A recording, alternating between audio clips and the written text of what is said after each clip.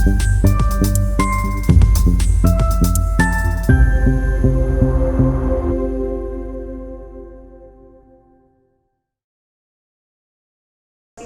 a tener un coloquio titulado Comunicación Científica, Revistas Indexadas, Base de Datos de Bibliometría. Y quien modera esta mesa es Manuel Madé. Tiene un doctorado en Lógica y Filosofía de la Ciencia y un máster en Estudios Sociales de la Ciencia y la Tecnología, ambos obtenidos en la Universidad de Salamanca, en España. Una licenciatura en Educación en la Universidad Dominicana OIM. Actualmente es profesor, investigador y coordinador de publicaciones y divulgación científica en el Instituto Tecnológico de Santo Domingo, INTEC, e imparte docencia como profesor invitado en otras universidades. Trabajó como encargado de innovación de los Centros Tecnológicos Comunitarios, los CTC, de la Vicepresidencia de la República Dominicana, entre otros desempeños súper importantes. Actualmente sus temas de investigación están relacionados con cienciometría, divulgación científica, filosofía de la ciencia y la tecnología, la transformación digital, ciencia abierta y divulgación del software libre. A cargo del señor Madé tenemos ahora la presentación de los panelistas. Recibámoslos con un fuerte aplauso.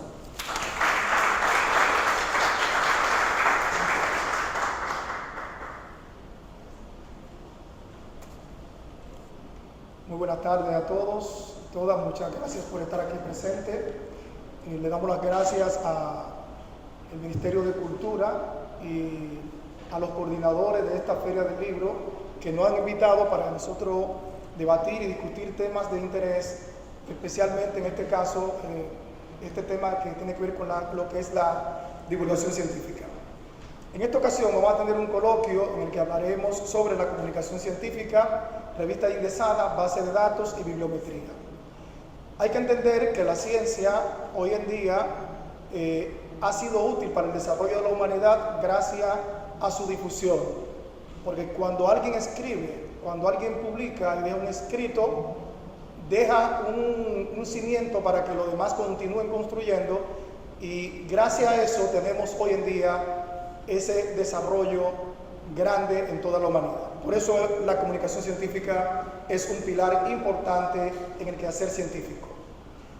Para este coloquio vamos a tener 3 personas especialistas del Instituto Tecnológico de Santo Domingo y de editores que nos estarán hablando sobre el tema. Les voy a pedir que pasen a la mesa y estaré presentándole en su debido orden para que hagan una exposición de 15 minutos y luego tendremos un espacio para preguntas y respuestas. Por favor.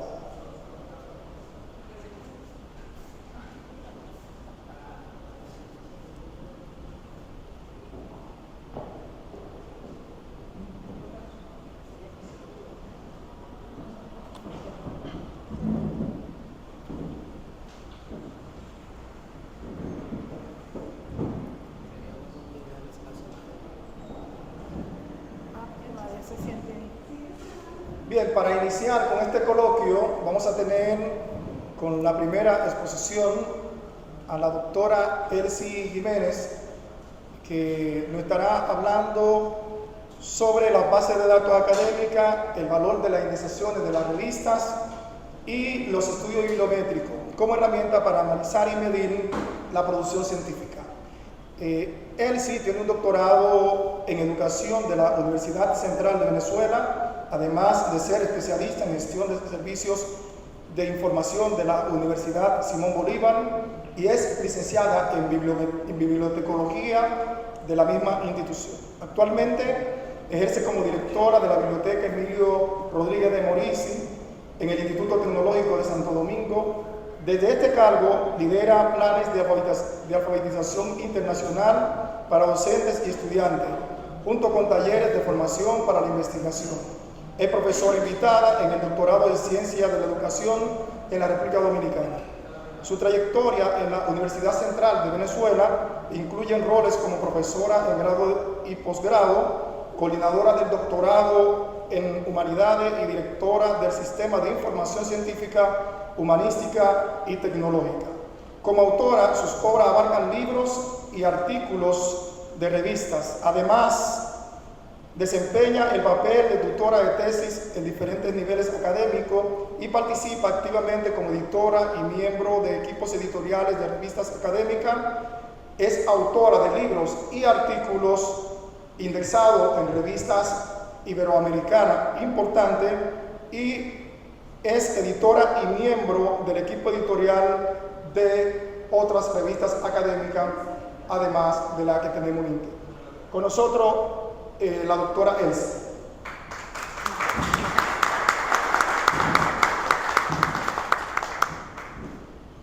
¿Puedes, por favor, poner la presentación? Buenas tardes. Muchísimas gracias por su presencia y por el interés de este coloquio. Es hablar de investigación y de los canales de divulgación y circulación del conocimiento y de la información. Usted lo puede pasar. El de arriba. No, el otro. Ese para atrás. Me va a permitir que baje más cerca. La costumbre de dar clase. No está más cerca de su estudiante. Fíjense, en este gráfico yo lo que quiero es darle contexto a este coloquio. Porque, ¿qué pasa con las revistas indexadas? Las revistas indexadas o las revistas desde el año 1666, que se publicó la primera revista, han sido los canales de comunicación de la ciencia. Hay otro tipo de revistas que son las divulgativas, pero en el caso que nos ocupa son las revistas indexadas. Y su importancia está en que estas revistas indexadas, ¿por qué se dice que son indexadas? Porque cada artículo de revista que aparece en una de estas publicaciones de nuestras universidades o de institutos de investigación son desagregadas, es decir, atravesamos todo el artículo y extraemos lo que se llaman los metadatos para que ustedes y los investigadores y la sociedad en general puedan recuperar esa información. Eso es lo que se hace cuando hablamos de revistas indexadas. Posteriormente, ¿qué ocurre? Si las revistas se inician desde el año 1600 aproximadamente, bueno, en el siglo XX aparecen las bases de datos. Eso fue un boom. El uso de las bases de datos potenciado a través de la tecnología, que lo que antes se hacía manual, toda esa descripción y análisis que se hacía manual de la revista, de recuperar quién escribió, dónde escribió y qué escribió, ahora se hace a través de las bases de datos. Es decir, nosotros frente a una pantalla podemos recuperar información y conocimiento actual o retrospectivo. Posteriormente, o paralelo a todo esto, están los estudios bibliométricos. ¿Y qué pasa con los estudios bibliométricos? Bueno, ese tipo de estudios son los que le dan herramientas, por ejemplo, organismos como el Ministerio, como el MESID. Organismos como el MESID deberían estar haciendo estudios bibliométricos y cienciométricos. La bibliometría es una subárea, una subdisciplina de la cienciometría. ¿Y qué consiste? Bueno, a través de estadísticas y modelos matemáticos se analiza la producción de conocimiento en el mundo, siempre y cuando esas revistas estén indexadas, es decir, que hayan sido analizadas y sus contenidos estén recuperables para todos. Y otro elemento importantísimo, porque el digo yo del MESID, porque el MESID es uno aquí en el país, de los organismos financistas de la investigación. El MESID debería estar, a lo mejor esto es parte de su trabajo, monitoreando qué se está investigando, quién está investigando en el país y en el mundo. ¿Por qué? Porque eso es lo que va a permitir potenciar y reforzar la investigación en nuestro país. La bibliometría que utiliza, bueno, utiliza modelos estadísticos y matemáticos para analizar esa producción de conocimiento de cualquier publicación, repito, que esté indexada. Y ahí entonces está otro elemento. ¿Cuántas revistas indexadas tenemos en el país? Muy pocas. Sobre todo si hablamos de índices fuertes internacionales como Web of Science o como cuando hablamos de Scopus.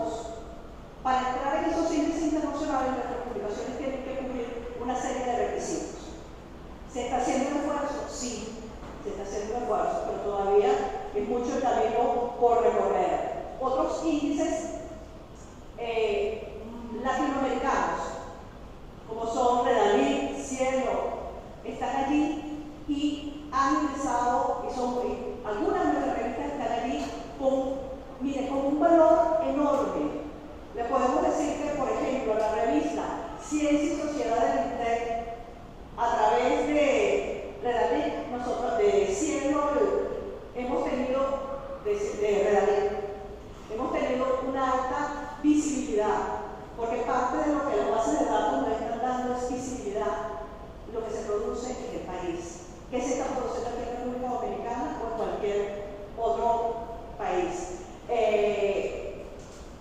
Los estudios bibliométricos nos dan un conjunto de indicadores para visibilidad, impacto y colaboración. Cuando se hace investigación en el país, ¿con quiénes estamos colaborando? ¿Qué porcentaje de la investigación del país se está haciendo de forma colaborativa al interno o con instituciones del exterior?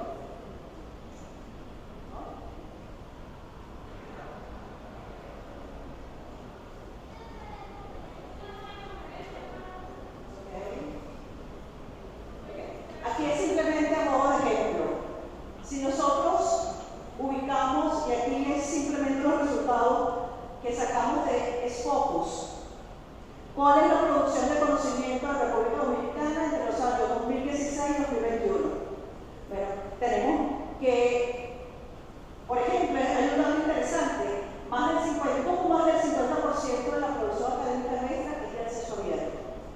Es decir, es recuperable sin tener que pasar por una pared de pago. Teníamos en ese momento 1.416 autores, la cantidad de citas, un número que puede ser un poco extraño, pero 6.6 citas por artículo en promedio, las citaciones por 6.666 y 4.9 citas por publicación. Si tomamos igualmente los datos de la República Dominicana desde el año 2018 a 2023, observamos que todos nuestros indicadores han subido, todos. Es decir, se está reflejando que el esfuerzo que están haciendo las instituciones, todas las instituciones públicas y privadas por incrementar y por investigar se están viendo favorecidas. Entonces, yo insisto en el dato de acceso abierto porque el acceso abierto ha sido una ventana de salvación para nuestros países en la región. El hecho de tener que pagar por tener acceso a las publicaciones, no todas las instituciones pueden pagar el costo de la base de datos. El INTEC está haciendo un esfuerzo enorme por pagar bases de datos, pero el INTEC, un pequeño grupo, todavía muy pequeño de instituciones, hace uso de bases de datos acá en el país. Entonces, todos los indicadores nuestros han aumentado favorablemente.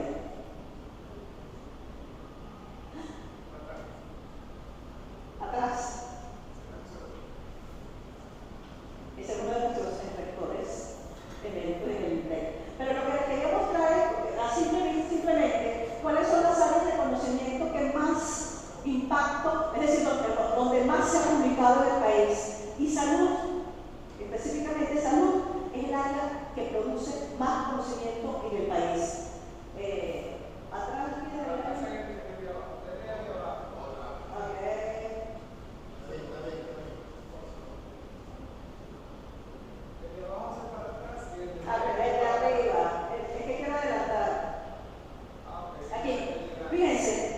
medicina es el área de conocimiento de mayor incremento en publicaciones en el país. Lo sigue ciencias sociales y posteriormente está, por ejemplo, el área de bioquímica, genética y biología molecular, está agricultura y ciencias biológicas, ciencias ambientales, ingeniería. Esas son las áreas donde más documentos, más artículos se han publicado y que han sido indexados por Scopus. Scopus es una de las plataformas de análisis de información.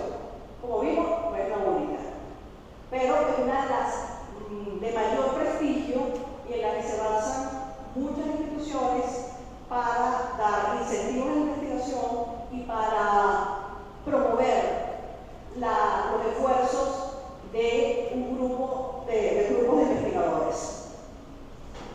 Y esto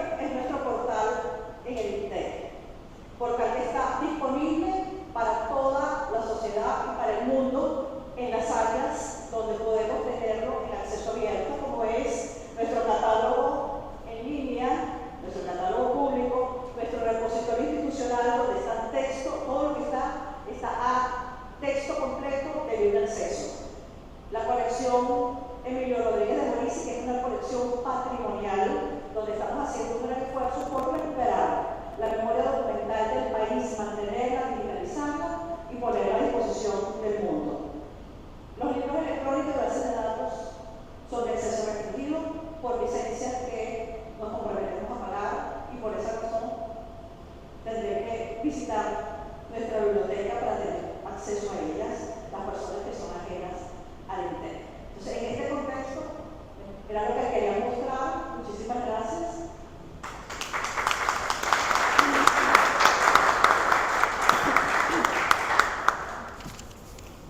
Nuevamente, muchísimas gracias le damos a la doctora Elsie por esta introducción que nos ha hecho al tema en cuestión.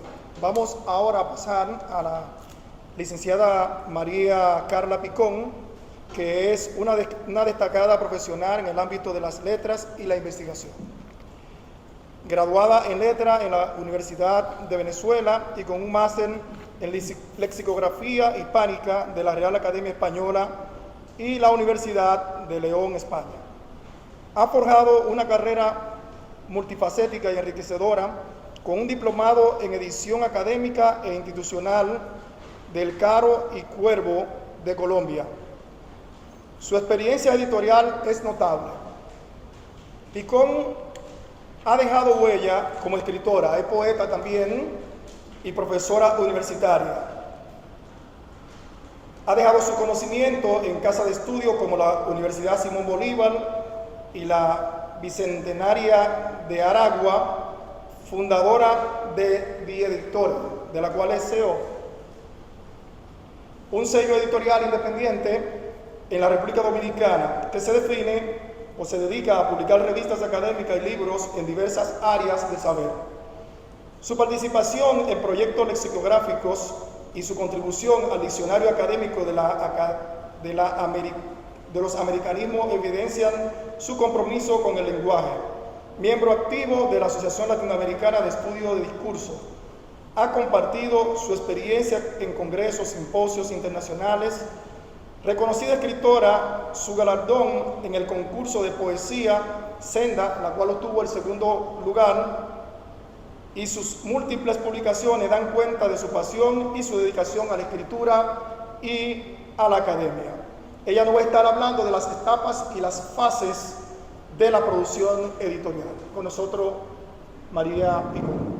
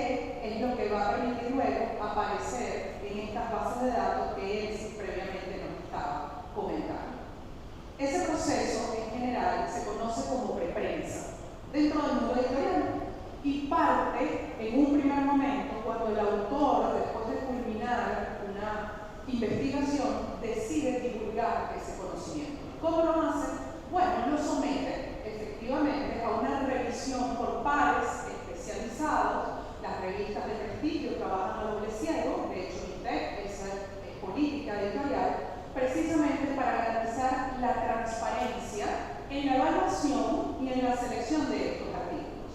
que deben atender no solo al cierre de una brecha científica, tecnológica en el ámbito del estudio, sino que también debe garantizar, por supuesto, un proceso de trazabilidad, el cumplimiento ajustado de la ciencia, responder a los procesos metodológicos correspondientes, poder tener sustento de la información que se pretende publicar y, en consecuencia, cuando se somete, los pares especializados lo que van a hacer es evaluar, por una parte, la calidad de ese contenido científico, es decir, cuál es el aporte que representa la originalidad en ese mundo en el que se va a publicar, en ese mundo científico, de ese ámbito y esa área especializada, y por otra parte, que ese contenido, desde el punto de vista metodológico, científico, teórico, ajustado a la disciplina a la que se suscribe, efectivamente cumpla con los requerimientos adecuados para poder ser publicado.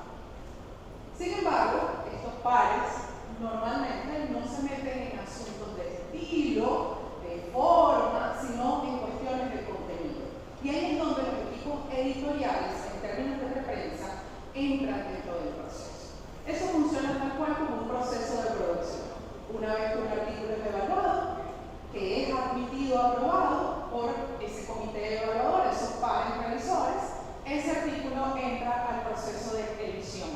Y el proceso de edición se inicia con la etapa de corrección de estilo. Esa corrección de estilo viene desarrollada por un especialista en el área de la lengua que tiene las competencias lingüísticas, gramaticales, discursivas, estilísticas y tipológicas en términos de texto para poder corregir, poder adecuar, perfeccionar ese contenido. ¿Qué va a garantizar eso? Por una parte, la comprensión discursiva, por otra parte, el texto esté impecable. Y en otro orden, que efectivamente el principio básico de la divulgación se cumpla, que es la comunicación. Un texto puede tener todos los datos maravillosos, pero si eso no se entiende, se pierde justamente el principio esencial de la divulgación. Una vez que se agota ese proceso, que por supuesto normalmente es un ida y venida con el autor, porque el autor es quien debe validar y aceptar cierto tipo de sugerencias y cambios, eso forma parte de la ética profesional y el respeto por el autor y por el trabajo que uno ejerce. Ese autor autoriza, se aplican los cambios y pasa a la siguiente fase. En esa fase, el editor no de contenido, que es el director de la revista, el editor a nivel de coordinación editorial y de proceso valida que todo el trabajo que se hizo previo, eso forma parte justamente de la transparencia del proceso, esas correcciones que estén adecuadas y que además estén alineadas con la política editorial de la revista, porque además cada revista tiene sus propias políticas editoriales y uno debe velar en torno a eso. Una vez que se agota esa fase, entonces entra el proceso de diagramación y diseño. Normalmente las revistas indexadas o las revistas académicas especializadas cuentan con una estética gráfica o una línea gráfica que le permite presentarse ante el mundo y crear una identidad. Esa identidad permite que se posicione incluso visualmente dentro del universo de las revistas científicas. Y eso normalmente incluso se registra. ¿Okay? Por ejemplo, nosotros en UNAPI registramos el nombre de la revista, registramos su logo, registramos justamente la información para poder proteger ese contenido editorial. Una vez que entra la diagramación, el especialista, el diseñador diagramador, organiza, dispone ese contenido con base en unos criterios, son unos criterios comunicativos, son unos criterios estéticos, el cuidado editorial en términos de diseño es importante y muchas veces es uno de los grandes descuidos que se cometen dentro del proceso de publicación.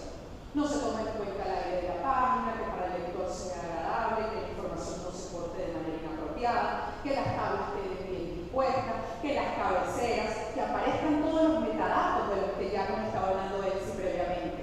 Es decir, una revista no puede carecer de los metadatos porque si no, luego cuando las queremos recuperar, no tenemos la información necesaria. Y eso es un requisito sine qua non para poder ingresar también en una base de datos. Una vez que el diagramador diseña, una vez que pasa este proceso, el director editorial de la revista, quien la dirige, revisa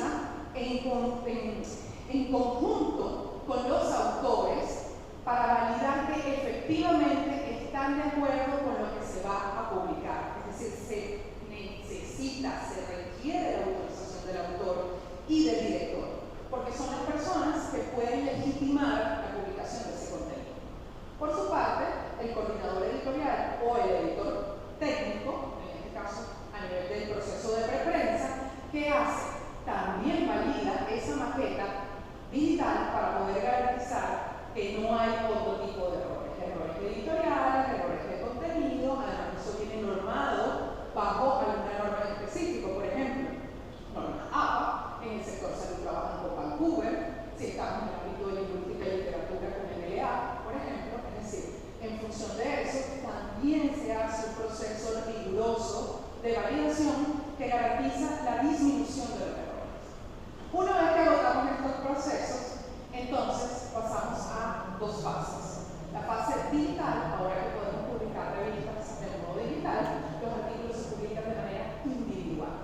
Pero antes de publicarlos, eso se debe convertir a un lenguaje HTML, por ejemplo, hay otros, Gary nos contará probablemente sobre eso, y va a suceder y va a ocurrir que en ese proceso de conversión se hace una nueva verificación y una nueva validación. El PDF del diseñador se contrasta con el HTML para verificar que hay exactitud en ambos documentos y que no hay errores. Una vez que se hace ese proceso, entonces se procede a solicitar el DOI, a generar el cómo citar, eso se inserta y se puede proceder a la parte de publicación. Cuando vamos a prensa, es decir, vamos a imprenta, entonces se preparan todos esos artículos que previamente se generaron de manera individual, se preparan en una maqueta única, organizada de una manera determinada y se envía a imprenta.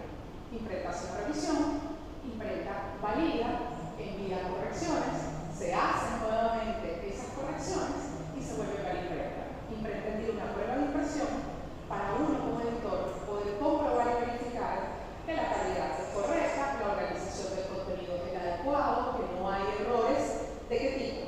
De contenido, normativos, de forma, fondo, y que en general la revista cumple con el estándar, no solo institucional, para el caso que nos atañe, por ejemplo, INTEC, sino también a nivel internacional, porque justamente el propósito de poder posicionarse para poder hallar unas rutas de crear comunidad científica, de poder participar en proyectos interinstitucionales e internacionales. Y eso solo puedo garantizar a través de procesos como este. Una vez que ya se hacen todos los ajustes, se hace la tirada y luego viene el proceso, por supuesto, de distribución. Se envía a bibliotecas, con las que a veces hay unos convenios, hay autores que están suscritos, si es ciencia abierta, como es el caso nuestro, pues por supuesto, entonces hay otras dinámicas. Finalmente, entonces, si lo vemos como proceso, nos vamos a dar cuenta que para poderse convertir en una revista inversada con calidad editorial, con calidad científica, no basta con publicar. Publicar no hace cualquiera, pero publicar contenido de calidad, que sea además significativo en el ámbito académico en el que se está desarrollando esa publicación, y que además de todo esto cumpla con estándares internacionales en términos comunicativos, discursivos, lingüísticos, normativos, editoriales, de diseño, exige un proceso que puede tomar, dependiendo del volumen de trabajo y del tamaño del equipo, porque eso es importante también, empezando el proceso, entre que llegan los artículos, se revisan, se envían a pares, se devuelven, pueden ser 6 meses perfectamente de trabajo. Y normalmente esto es transparente para el usuario. ¿Qué es lo importante? Que indistintamente en la institución empecemos a establecer estas prácticas, que son las prácticas editoriales adecuadas, que no solo merecen la pena desde el punto de vista de la inversión, que significa publicar, sino porque al final nos garantiza que la entrega que le estamos haciendo a ese usuario y a ese lector responde a lo que ese lector necesita, a lo que ese lector merece. Y no podemos olvidar nunca que lo que nosotros publicamos habla de nosotros como institución, habla de nuestra filosofía, de nuestra calidad, y es precisamente lo que nos otorga, al menos en las publicaciones académicas y científicas, el prestigio. Así que, pues nada, esto es un propuesto rápido el proceso. Gracias y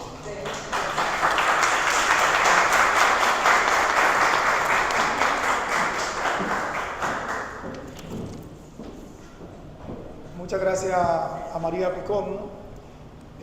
Siendo conservador, podría decir que cerca del 60% del conocimiento de toda la historia de la humanidad comienza a aparecer a partir de los últimos 30 años, cuando aparece el boom del desarrollo tecnológico, por una cuestión de acceso. Y ahora, en esta ocasión, vamos a hablar de la parte más tecnológica de la difusión del conocimiento. Vamos a tener a Gali Mumpue, que es experto en tecnología de la información, gestión de proyectos editoriales, posee una maestría en administración de proyectos de la Universidad para la Cooperación Internacional en Costa Rica y una licenciatura en filosofía de la Pontificia Universidad Católica Madre y Maestra, con certificaciones en gestión de proyectos sostenibles y desarrollo de software otorgado por entidades como GPM Global y el Instituto Tecnológico de Santo Domingo, así como múltiples cursos en tecnología y comunicación científica. Mumpue es editor técnico de las revistas académicas del Instituto Tecnológico de Santo Domingo.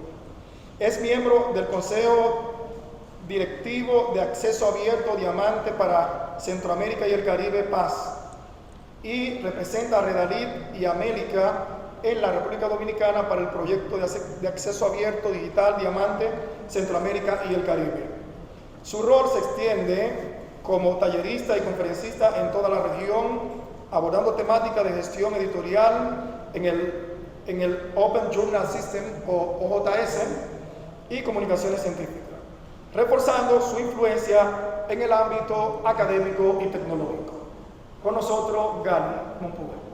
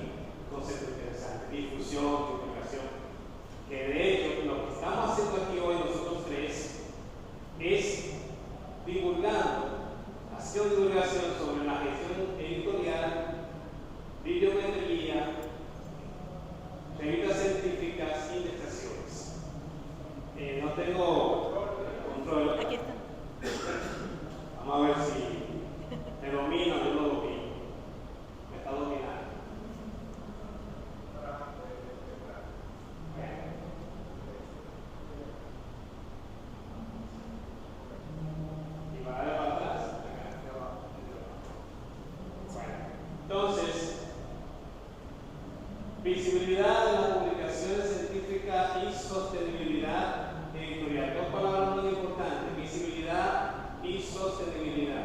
Una depende de la otra. Entonces, cuando vamos a ver algunos puntos en las publicaciones científicas como base de la información, si nosotros no investigamos, no innovamos.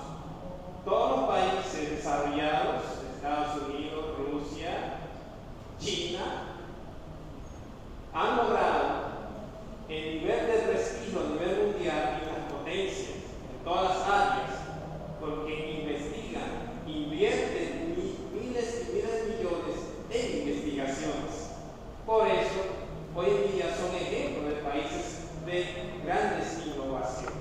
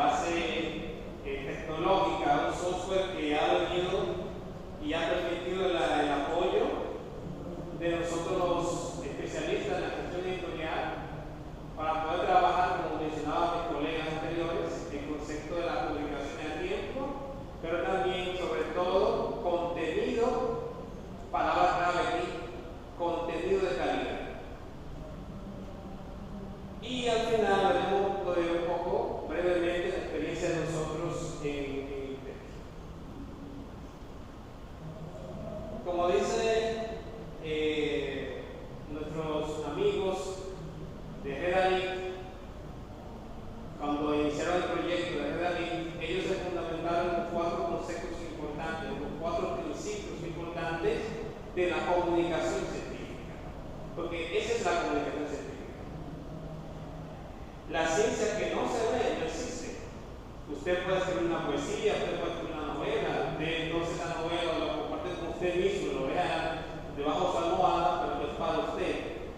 Pero lo demás, y su vecino que está al lado, no va a saber que usted es un poeta que puede darse un premio Nobel. La ciencia que no se ve no existe. Vuelvo de nuevo con el concepto de contenido de calidad. Usted puede publicar 100 artículos y si 100 artículos nadie lo lee, pues entonces no existe. Bien, porque no es solamente por publicar. Si usted publica, asegura que usted está publicando innovación. Si no tiene innovación, es difícil que lo lea. Y si lo lea, entonces, imagínense. El conocimiento es un bien público. El conocimiento no es de nadie, es de todos. Y por eso mencionaba Elsie el concepto del Open Access, el concepto de la filosofía del Open, el conocimiento libre, abierto a todo. Y el otro principio, el progreso, la innovación, van de la mano del conocimiento. Porque es importante eso. Hay que, si queremos progresar, hay que entonces cultivar el conocimiento. Sin conocimiento no hay innovación.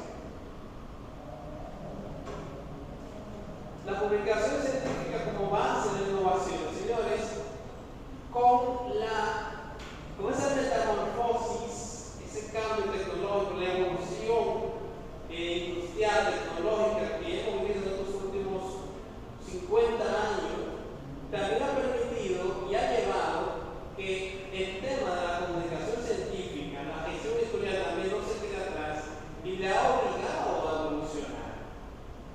Y hay 4 términos que menciono aquí en la sociedad documental. Hoy vivimos una sociedad multimedia, 100% multimedia. Y todos los que estamos aquí, si ninguno de ustedes no tiene un aparatito en su mano que se llama celular, usted no es de la tierra. Usted es un anticuado. Edición digital versus edición tradicional. Ese es el gran paso que estamos logrando. Los editores que todavía siguen afanándose por mantener la impresión en papel, debe entonces realizarse porque el camino, la ruta, es la revista digital tecnológica.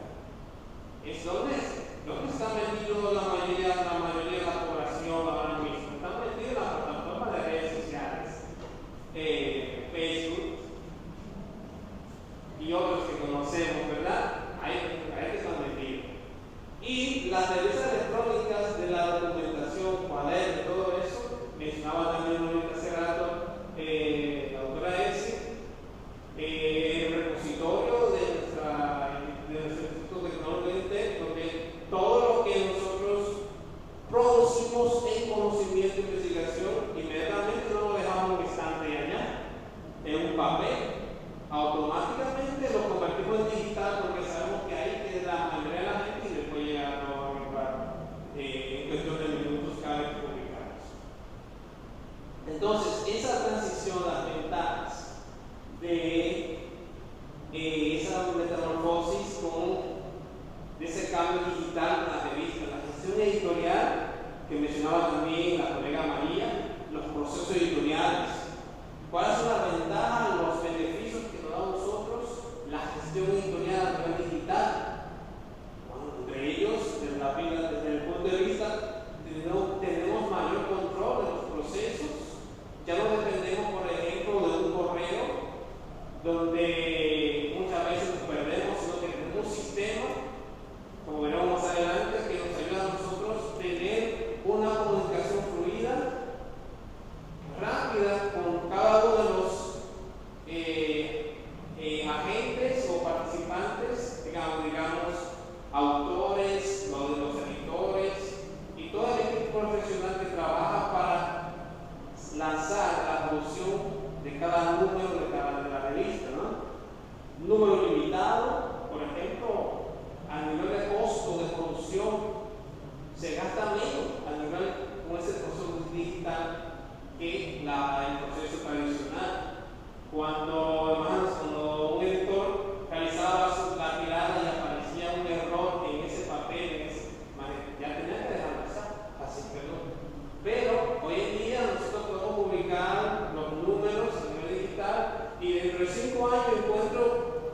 en el artículo que publicamos hay un error, no es ningún problema, se puede editar ese artículo. El tema de la publicidad, también el concepto de la difusión. En cuestión de minutos, cuando nosotros publicamos un número en nuestro software, en cuestión de segundos le llega a todo el mundo, a nivel mundial, en todas partes. Si nosotros queremos desarrollar unos módulos, vamos a un seguimiento de todos los países en que les llega la notificación a nuestros suscriptores. Y eso es un botón y en cuestión de segundos le llega todo la notificación que se publicó un número. El tema de la ubicación, la localización de los especialistas es mucho más fácil porque va creciendo, los autores se registran en nuestra base de datos y vamos formando una comunidad con ellos, ¿verdad?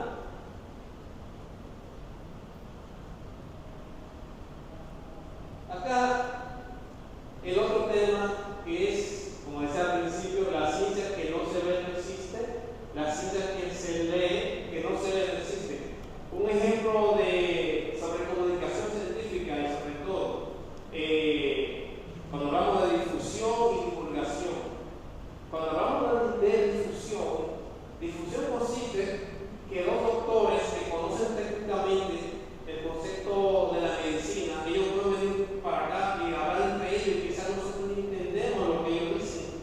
Pero si existe un interlocutor que entiende la medicina y interpreta lo que dicen estos dos especialistas de su área y son capaces de explicarlo, comunicarnos a nosotros en un lenguaje mucho más llano, explicando lo mismo, entonces está haciendo divulgación con nosotros.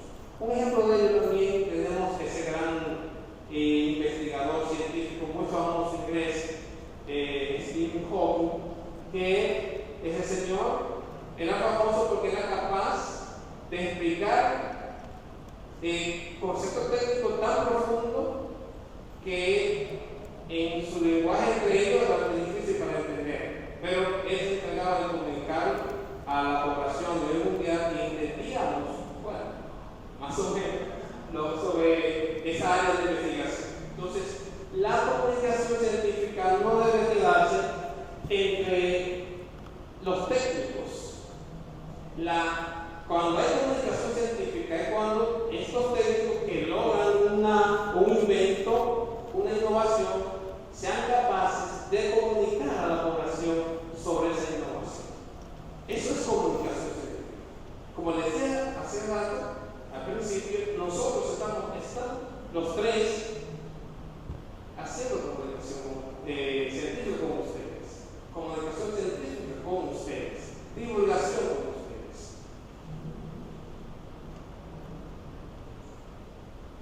Los retos de la comunicación científica. Hoy nosotros como investigadores, levanten la mano los que actualmente están investigando, están en proyectos de investigación, por favor, proyectos de investigación. Nosotros, ustedes que están investigando en sus investigaciones, hoy tenemos en nuestras manos la tecnología para divulgar. Muchas veces los mismos profesores que publican sus artículos creen que con solo presentar el artículo en la plataforma y nosotros como encargados de trabajar ese artículo y publicarlo es suficiente. Los primeros que tienen que utilizar las redes sociales, sus canales, porque hay redes populares como Facebook, como Twitter, pero también hay redes especializadas en investigaciones que deben saber que existen. Y eso va a permitir a ustedes, que es el concepto más importante, que su artículo en el menor tiempo posible sea visible. Y cuando más visible sea su artículo, pues entonces más será citado, porque hay que estar acá. Si su artículo no tiene visibilidad, es difícil que sea citado. Y mientras más su artículo sea citado, usted como investigador, lo que usted quiere que usted tenga prestigio. Y eso le da prestigio a usted cuando usted ve que su artículo lo publiqué hace 30 días y ya tiene 10 citas. Eso es muy importante. Entonces existen un montón de estrategias tecnológicas que van a permitir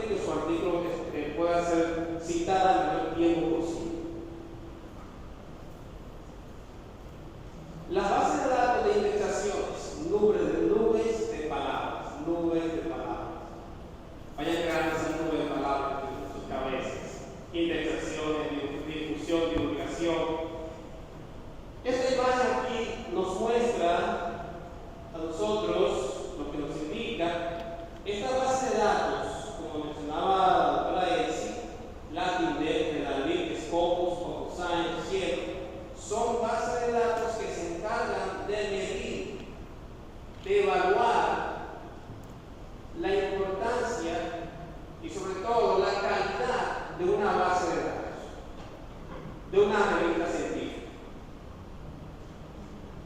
Y como podemos ver acá, los tres criterios que ellos toman en cuenta, hay otras bases de datos, pero los tres criterios que toman en cuenta para definir el impacto de un artículo en una revista es calidad editorial, como mencionaba María Picón, los procesos de la calidad editorial, el contenido, no solamente por publicar, usted puede publicar 50 artículos, pero si ninguno de ellos tiene calidad, pues entonces no tiene visibilidad. Entonces, para tener visibilidad hay que tener contenido de calidad y gestión editorial. Hablamos sobre los metadatos. Los metadatos me hicieron un ejemplo en la vida real de cada uno de nosotros. Cada uno de nosotros acá tenemos un nombre, tenemos un apellido, tenemos nuestra cédula, tenemos códigos que nos identifican únicos en este salón. Y si viene alguien a buscar a la doctora Ofelia, automáticamente hay unos metadatos que son los que describen únicamente con esas características a la doctora Ofelia. Entonces, a eso se refiere los metadatos. Los artículos tienen sus apellidos que los hacen diferentes, únicos en ese mundo de red de la información. Un ejemplo de ello, tenemos un artículo de la revista. Esta revista, precisamente Ciencia y Salud, y yo no me puse de acuerdo con la doctora Elsie, por si acaso, no somos cómplices. Entonces, este artículo de Ciencia y Salud tiene sus metadatos. Le hago una pregunta a usted, señor, por favor. Le voy a hacer una pregunta. Identifíqueme, por favor, uno de los metadatos de ese artículo. El título. Y usted, por favor, un metadato de ese artículo. Que no sea el título, por favor.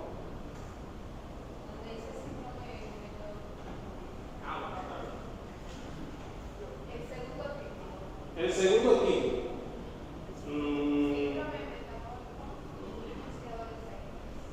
No, ese tiene que ser el título, ese es el título, su metadato, uno de ellos. Ok, usted.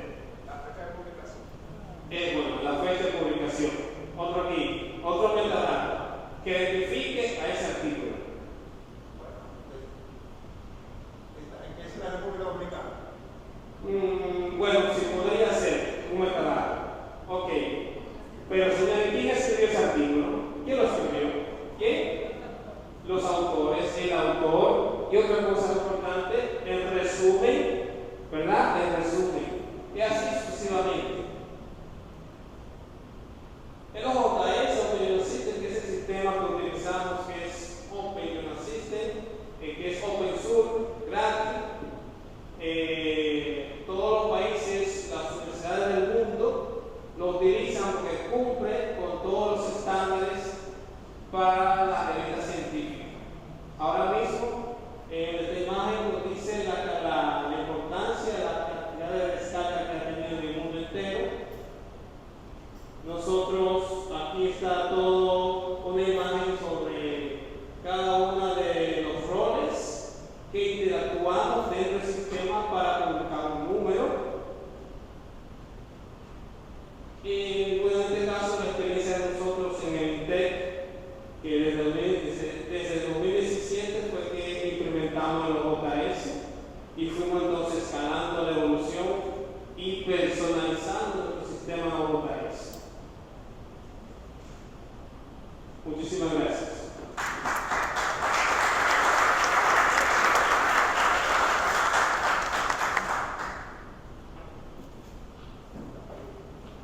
Muchas gracias a Gali Cuncube por esta presentación que ha hecho hablándonos sobre el OJS y otras dinámicas que entran dentro de lo que es la divulgación científica. Bien, es el momento de interactuar o dialogar un poco sobre, tenemos unos minutos ahí, ya que estamos overtime, vamos a interactuar sobre los temas que han tratado. Si tienen alguna duda, alguna pregunta sobre la difusión científica o la calidad de la difusión científica, ahí están, y bueno, también yo me incorporo, aunque no tengo presentación, para este tipo de diálogo. Muy buenas tardes. Excelentes. Se escucha. Mis felicitaciones. Excelentes exposiciones. A la cultura. Desde su punto de vista, la inteligencia artificial es una amenaza o una ayuda para la comunicación científica.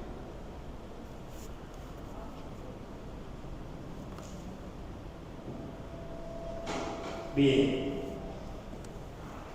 es una pregunta pero muy buena, buenísima.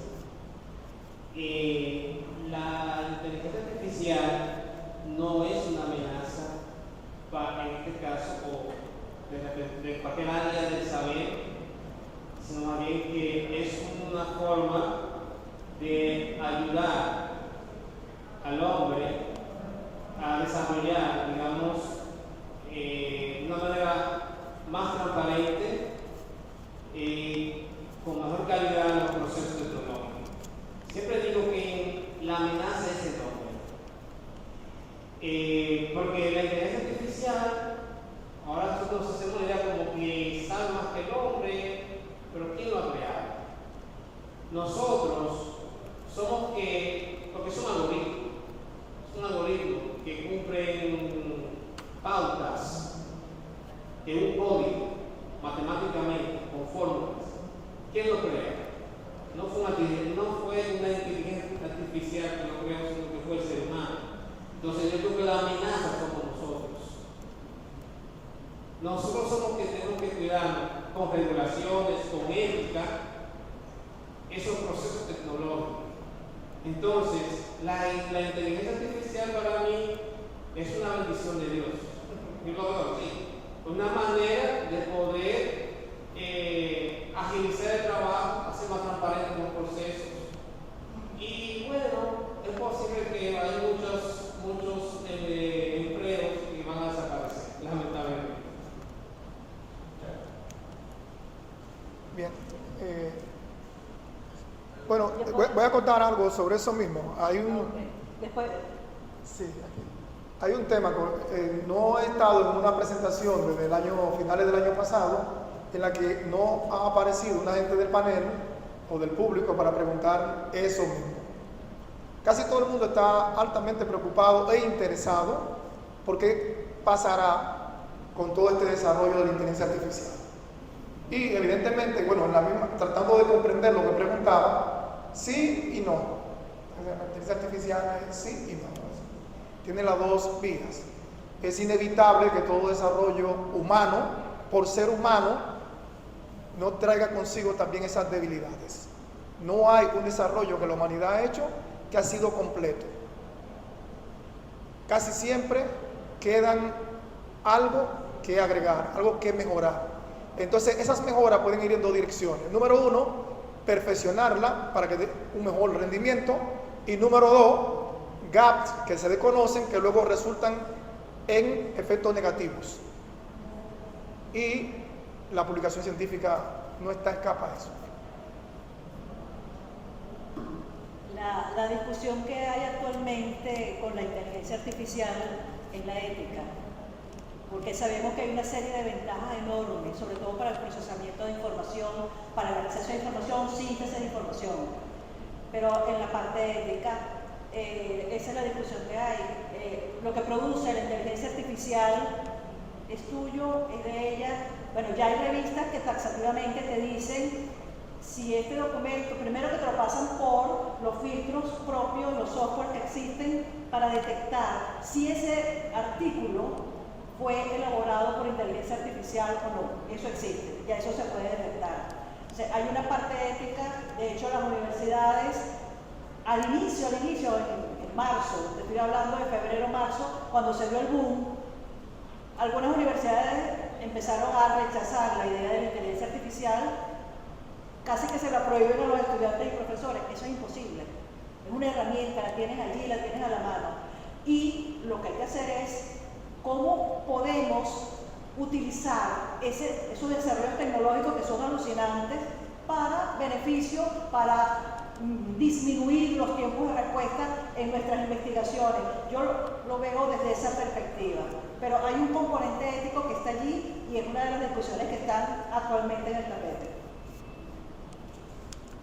Yo añadiría eso, el hecho de que todo depende de lo que tú vas a hacer con esa inteligencia artificial.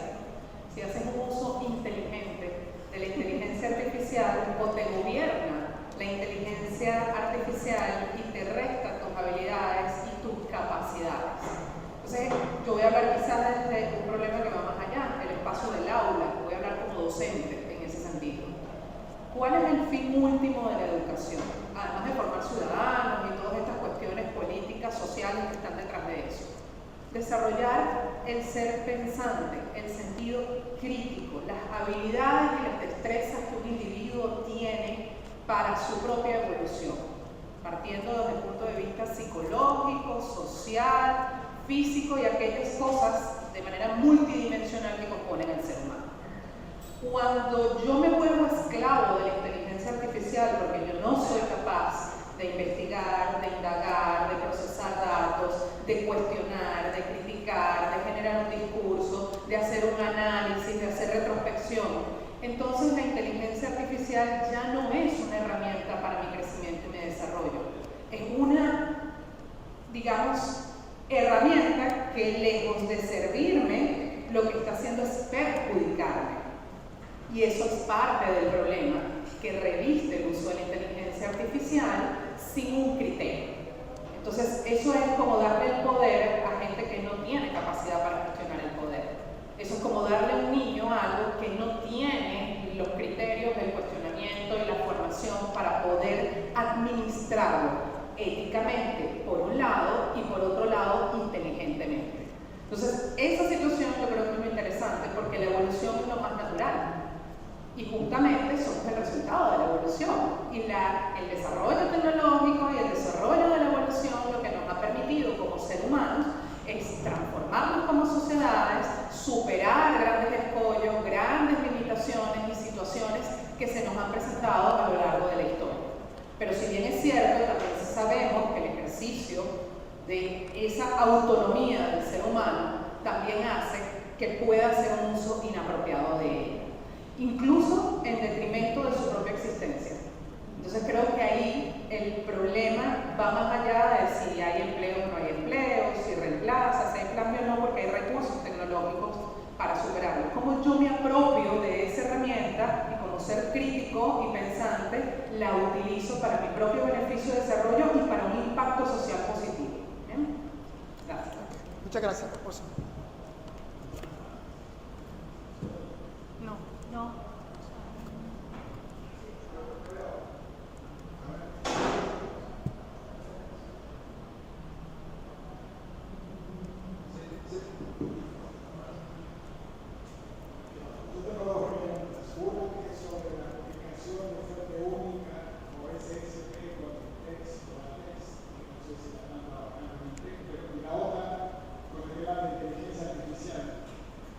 Sería no desde el punto de vista ético,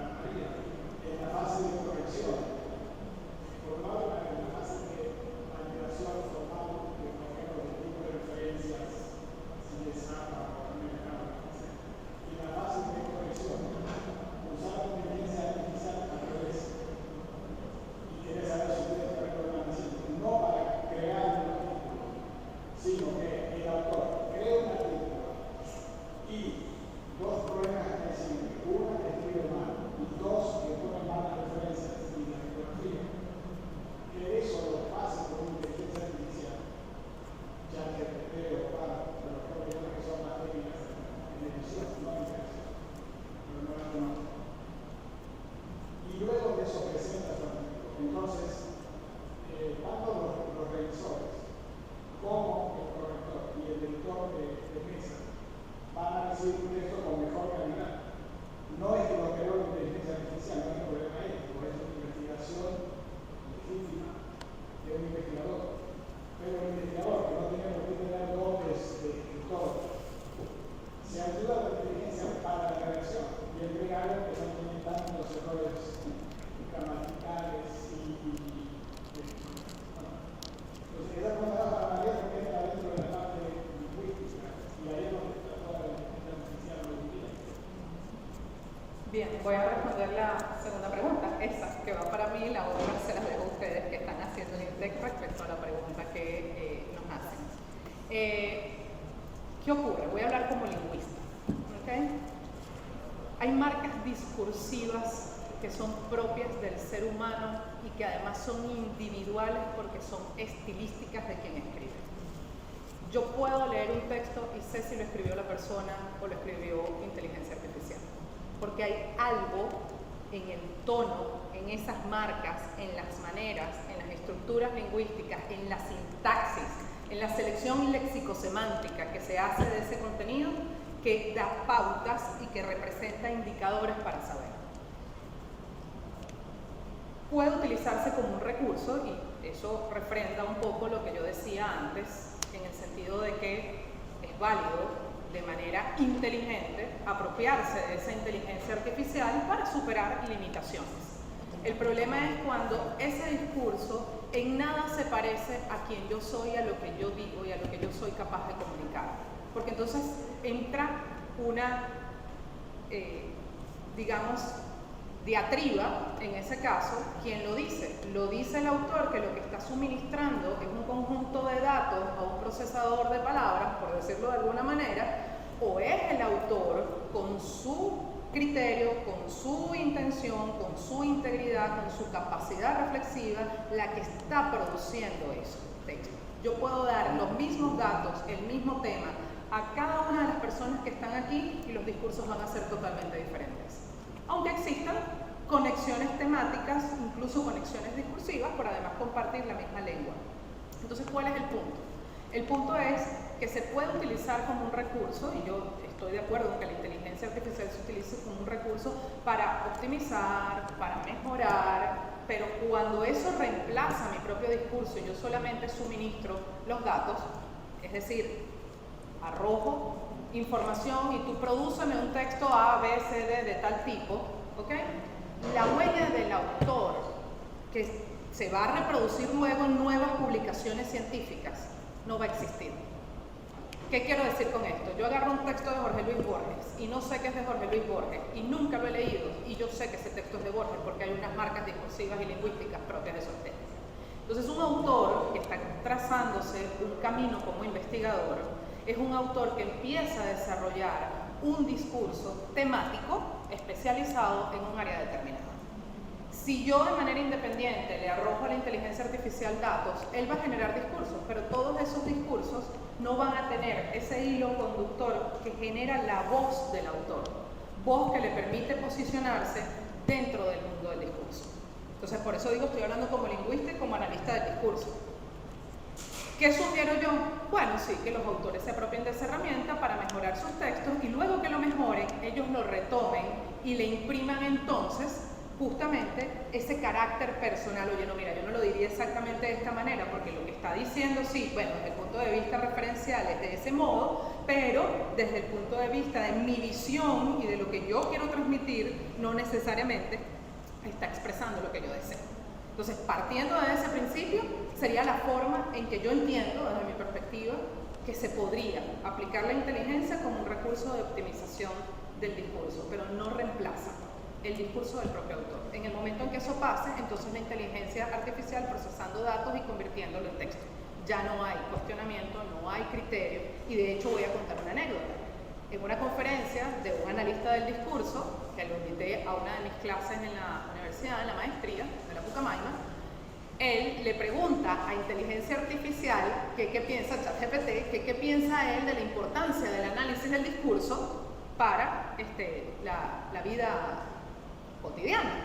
Y ChatGPT le contesta y él lleva la respuesta y le dice: yo no estoy en capacidad de generar pensamientos y criterios al respecto, pero puedo darte información de que el análisis del discurso es importante en la educación, es importante en esto, es importante. O sea, el mismo ChatGPT generó una respuesta donde él dice: yo no tengo criterio, yo no puedo generarte ese conocimiento, pero sí te puedo dar información, y da todas unas explicaciones al respecto. Y son dos cosas distintas. Presentar información y tener cuestionamiento y criterio son dos dimensiones diferentes sobre algo. No sé si con eso satisfago su necesidad. Me gustaría...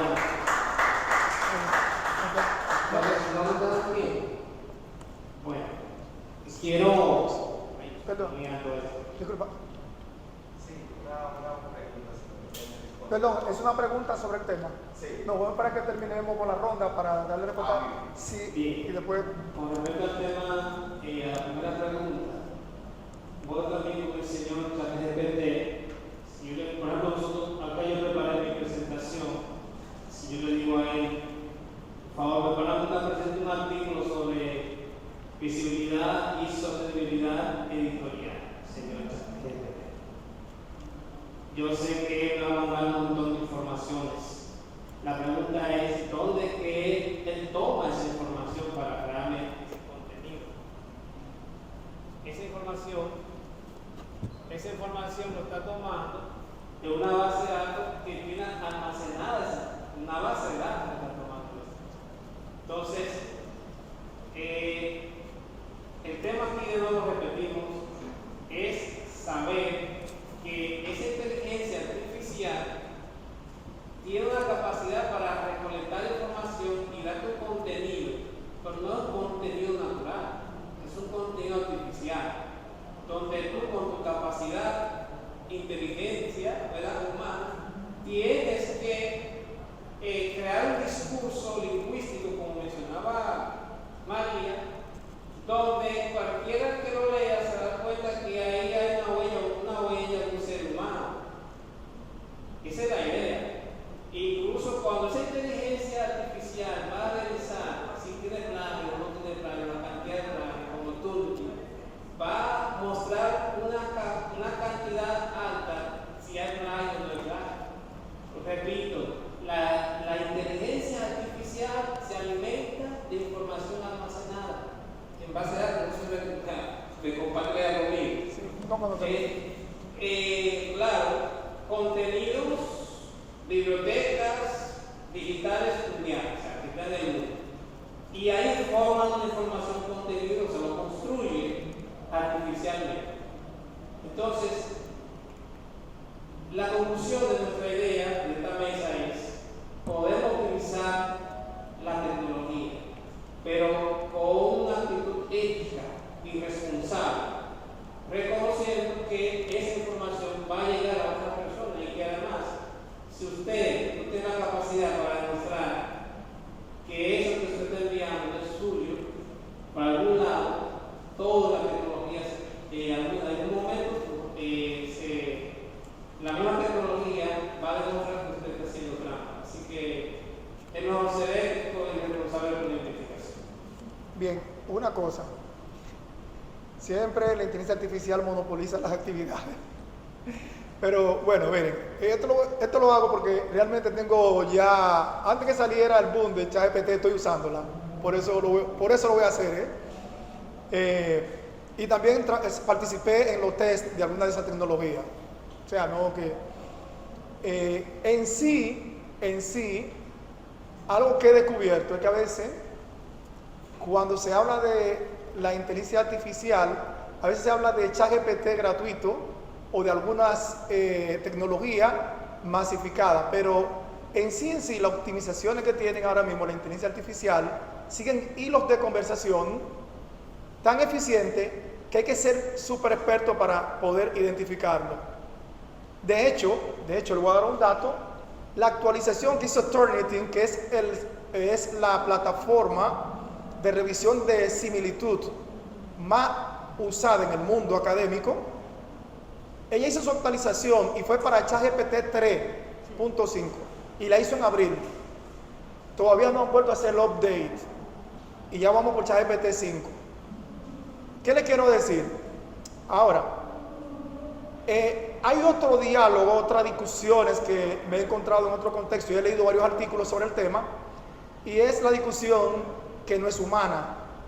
¿Qué es humano? Cuando leemos un texto, cuando vemos una obra de arte, ¿qué es lo humano? O sea, ¿qué es lo que nosotros entendemos que nos transmite distinto a lo humano? Y ahí entra una discusión muy filosófica que podríamos darle un giro más allá. Entonces, los artículos científicos, volviendo para conectarlo, para que no salgamos para la tecnología, hay un uso importantísimo. Por ejemplo, como usuario que soy, yo a veces, cuando escribo un texto, no un artículo científico para una revista, y lo puedo hacer. Yo le puedo escribir un artículo científico para una revista para que me lo lea un humano, y es difícil que sepa que yo use tecnología de ChatGPT. Porque depende cómo tú hagas los prompts, cómo tú hagas las preguntas. Y la debilidad mayor que tiene esa tecnología son las preguntas. Los usuarios a veces no saben hacer la pregunta correcta. Por ejemplo, yo escribí un artículo para un post de LinkedIn que hice. Cuando escribí el artículo con mis propias palabras, lo pasé por ChatGPT y por Bard, lo probé con los dos y le dije, ahora organízamelo como un post para LinkedIn y agrégamele hashtag y pónmele que sea emotivo, que conecte. ¿Qué hizo ChatGPT? Tomó el post que yo hice usando las palabras que yo había introducido, lo reorganizó y yo mismo quedé emocionado de lo elegante y atractivo que lo puso. Quienes lo leyeron me dieron like, me lo comentaron. Entonces, por eso que le digo, ¿qué queremos? ¿Qué es lo que le pedimos a la inteligencia artificial para sentir que nos transmite sentimiento? Por último, aquí las imágenes. Hay muchos artículos que usan imágenes de inteligencia artificial. Claro, lo que están pidiendo la revista es que tú cites y digas, esta imagen o esto fue generado con inteligencia artificial, que es ahí donde está el problema ético, el tema de derecho de autor. Tú tienes que decir, miren, yo lo escribí para que... entonces, con las imágenes hay otro problema. Los artistas tienen miedo, algunos están preocupados y dicen que no transmiten emociones. Hay unos prompts que he usado, un amigo mío y yo a veces nos ponemos a divertirnos, él está en Estados Unidos y yo aquí, y con licencia pro, o sea, licencia de pago, no la que todo el mundo usa, que la mayoría se basan a veces en alguna de estas. Y nosotros nos emocionamos como si estuviéramos jugando PlayStation, de las cosas que generan y nos transmiten emociones. Y yo le digo al amigo mío, que también es filósofo y neurocientífico, le digo, ¿qué es lo que la gente le pide a la inteligencia artificial para hablar de emociones? Si nosotros estamos súper excitados y emocionados viendo las barbaridades y cosas interesantes y curiosas que hacemos con la inteligencia artificial.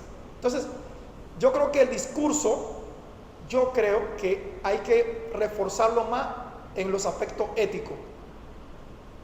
¿Por qué? Porque todo lo demás se puede lograr con la inteligencia artificial. La corrección de estilo yo la hago. Y le digo, ChatGPT, indícame dónde yo he fallado. Y cuando ChatGPT me lo corrige, me dice, mira, te recomiendo este párrafo porque es un error sintagmático, la estructura lingüística en español no admite esto que tú hiciste, aquí te recomiendo que ponga esto, y yo aprendo. O sea, ¿está malo? No. Entonces yo creo que la parte ética es la que más creo que debería ser reforzada. Y terminamos, vamos contigo y terminamos con la última ronda.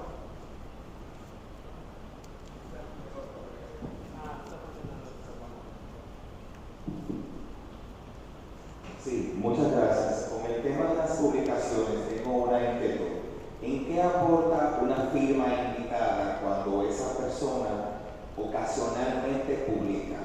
¿Da prestigio a la revista? ¿Es un tema de freelance? ¿Hasta dónde hay una libertad para controlar a este tipo de personas? Muchas gracias.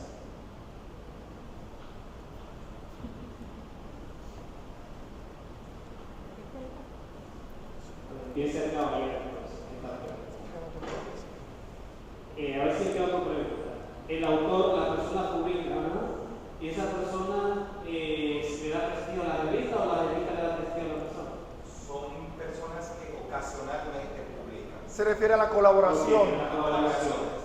Sin ningún tipo de contratación, simplemente como freelance y que ocasionalmente son bajo la sombrilla de firma invitada. Ok, fíjate. La mayoría de las revistas primero son open access, las que están abiertas, todo el que quiera publicar, que publique. Claro, que hay unos criterios, una política de la revista que hay que validar. Si la persona que publica cumple con esos criterios, su artículo cumple con eso. Mencionaba ahorita una palabra sobre indexaciones.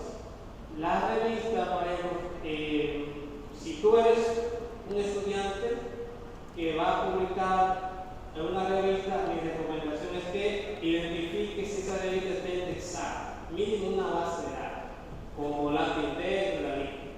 Desde ahí, desde esta perspectiva, si tú publicas en esa base de datos, en esa revista, tú estás teniendo un prestigio que esa revista ya tiene. No es lo mismo tú publicar en una revista que no tiene ninguna base de datos que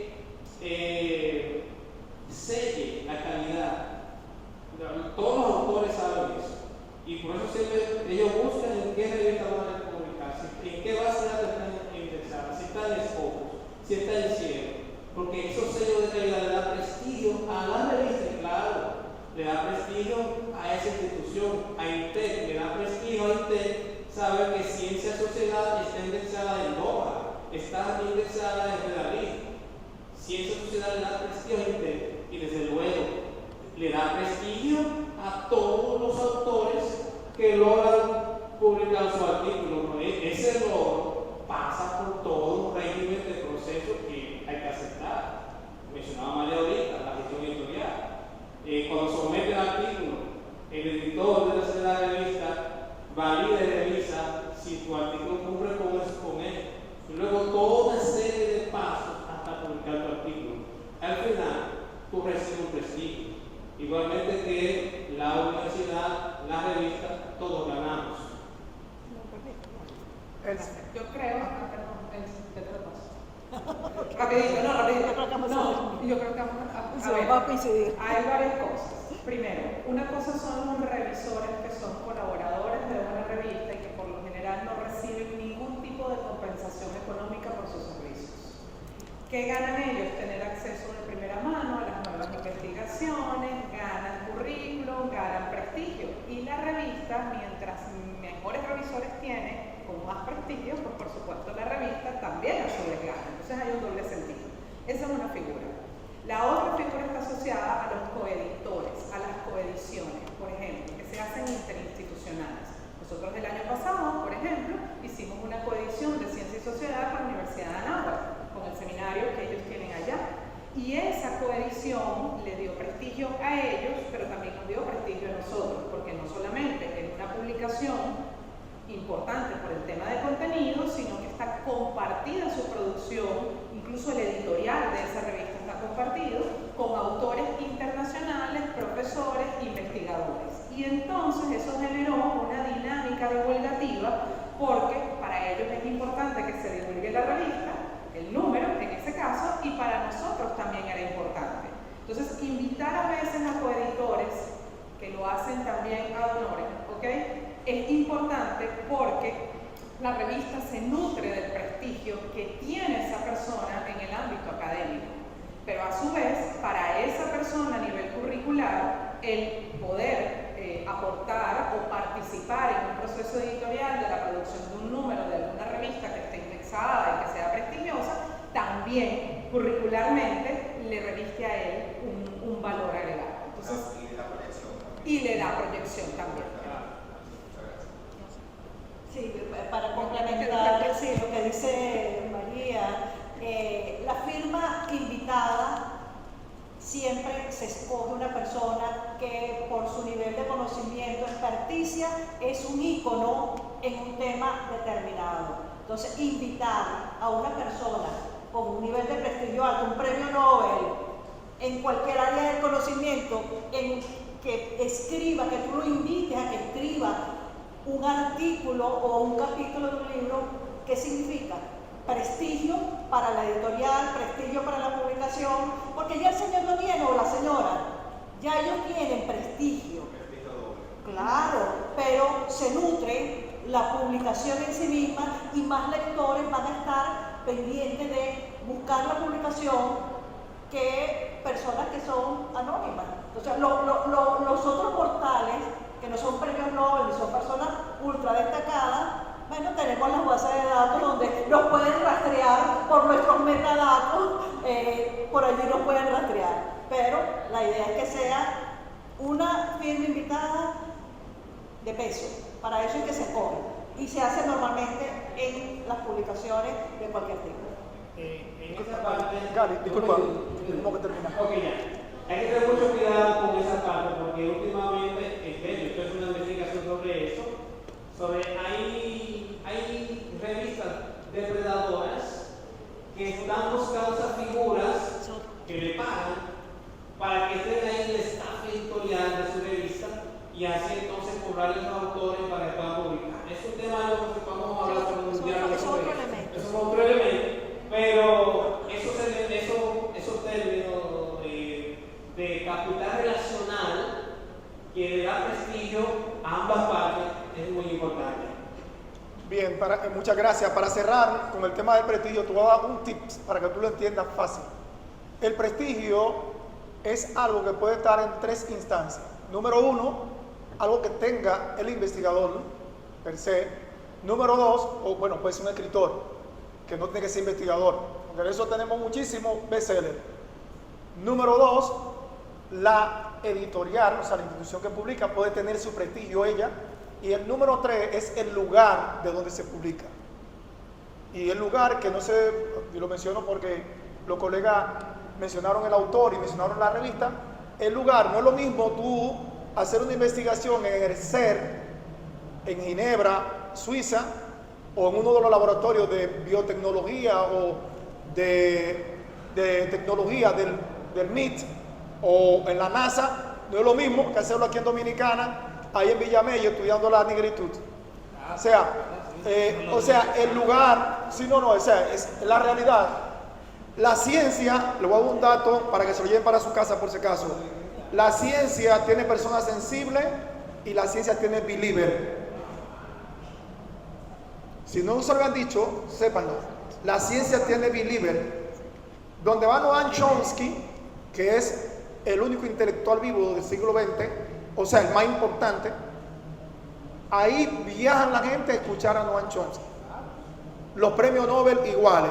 Y hay otro que no se lo menciono porque están muy intrínsecos a algunas áreas de conocimiento. La ciencia tiene believer. Yo soy believer de algunos, por si acaso. O sea, todos tenemos personas a quienes seguimos. Entonces, ojalá y Noam Chomsky no diga que va a escribir un libro para INTE, con el sello de INTE. Nosotros le pagamos. No que nosotros le pagamos a él para que lo publique. ¿Por qué? Porque automáticamente los believers de él van a querer entrar a ver la revista de INTE. ¿Y quién es INTE? Que Noam Chomsky escribió un libro con ellos. Vamos a ver si logramos que... Entonces eso suele pasar. Bueno, pues nada, muchas gracias. Gracias por su participación.